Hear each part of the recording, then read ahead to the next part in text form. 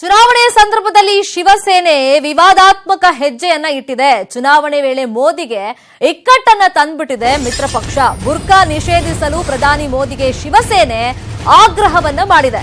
ಈ ಹಿಂದೆ ಮೊನ್ನೆ ತಾನೇ ಶ್ರೀಲಂಕಾದಲ್ಲಿ ಭಯೋತ್ಪಾದಕರು ಅಟ್ಟಹಾಸವನ್ನ ಮೆರೆದ ಮೇಲೆ ಐಸಿಸ್ ಉಗ್ರರು ಆತ್ಮಾಹುತಿ ಬಾಂಬ್ ಬ್ಲಾಸ್ಟ್ ಎಲ್ಲ ಮಾಡಿದ್ಮೇಲೆ ಅಲ್ಲಿ ಬುರ್ಕಾ ನಿಷೇಧ ಮಾಡಬೇಕು ಅಂತ ಗವರ್ಮೆಂಟ್ ನಿರ್ಧಾರಕ್ಕೆ ಬಂದಿದೆ ಅಂತ ಹೇಳಲಾಗ್ತಾ ಇದೆ. ಅದೇ ರೀತಿಯಾಗಿ ನಮ್ಮ ಭಾರತ ದೇಶದಲ್ಲೂ ಕೂಡ ಬುರ್ಕಾ ನಿಷೇಧ ಮಾಡಬೇಕು ಅನ್ನೋ ಆಗ್ರಹವನ್ನ ಸದ್ಯಕ್ಕೆ ಶಿವಸೇನೆ ಮಾಡಿದೆ. ಈ ಆಗ್ರಹ ಒತ್ತಡವನ್ನ ಹಾಕಿರೋದು ಪ್ರಧಾನಿ ನರೇಂದ್ರ ಮೋದಿ ಮೇಲೆ. ಶ್ರೀಲಂಕಾದಂತೆ ಭಾರತದಲ್ಲೂ ಬುರ್ಕಾ ಬ್ಯಾನ್ಗೆ ಒತ್ತಾಯವನ್ನ ಮಾಡ್ತಾ ಇದೆ ಶಿವಸೇನೆ. ಉಗ್ರ ಚಟುವಟಿಕೆ ನಿಯಂತ್ರಣ ಮಾಡೋದಕ್ಕೆ ಬುರ್ಕಾಗೂ ನಿಷೇಧವನ್ನ ಹೇರಬೇಕು ಅನ್ನೋ ಅಭಿಪ್ರಾಯ ಶಿವಸೇನೆಯದು.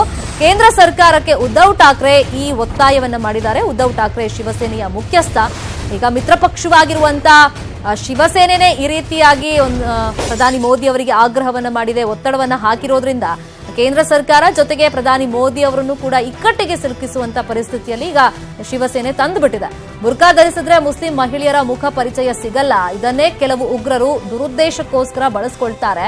ಶಿವಸೇನೆ ತನ್ನ ಮುಖವಾಣಿ ಸಾಮ್ನಾದಲ್ಲಿ ಈ ವಿಚಾರಗಳನ್ನ ಪ್ರಸ್ತಾಪ ಮಾಡಿ ಬುರ್ಕಾ ನಿಷೇಧ ಮಾಡಬೇಕು ಅನ್ನೋ ಆಗ್ರಹವನ್ನ ಮಾಡಿದೆ.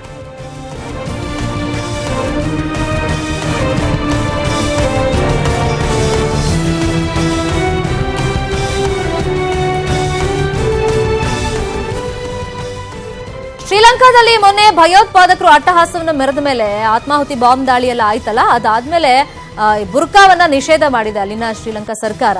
ಸೊ ಅದೇ ರೀತಿ ಇಲ್ಲೂ ಕೂಡ ನಮ್ಮ ದೇಶದಲ್ಲೂ ಕೂಡ ಬುರ್ಕಾ ನಿಷೇಧ ಆಗಬೇಕು ಅನ್ನೋ ಆಗ್ರಹವನ್ನ ಶಿವಸೇನೆ ಮಾಡ್ತಾ ಇದೆ. ಯಾಕಂದ್ರೆ ಇದನ್ನೇ ಒಂದ್ ರೀತಿ ಬಂಡವಾಳ ಮಾಡ್ಕೊಳ್ತಾ ಇದ್ದಾರೆ ಕೆಲವರು. ಈ ಬುರ್ಕಾ ಹಾಕೊಳ್ಳೋದನ್ನೇ ಒಂದ್ ರೀತಿ ಮಿಸ್ಯೂಸ್ ಮಾಡಿಕೊಂಡು ಭಯೋತ್ಪಾದಕ ಚಟುವಟಿಕೆಗಳನ್ನ ನಮ್ಮ ದೇಶದಲ್ಲಿ ನಡೆಸ್ತಾ ಇದ್ದಾರೆ. ಸೊ ಬಹುಶಃ ಈ ಬುರ್ಕಾ ನಿಷೇಧ ಮಾಡೋದ್ರಿಂದ ಅದಕ್ಕೆ ತಡೆ ಒಡ್ಡೋದಕ್ಕೆ ಸಹಕಾರಿ ಆಗ್ಬಹುದು. ಆ ನಿಟ್ಟಿನಲ್ಲಿ ಕೇಂದ್ರ ಸರ್ಕಾರ, ಅದರಲ್ಲೂ ನರೇಂದ್ರ ಮೋದಿ ಅವರು ಈ ನಿರ್ಧಾರವನ್ನ ಮಾಡಬೇಕು ಅನ್ನೋ ಆಗ್ರಹ ಶಿವಸೇನೆಯವರು.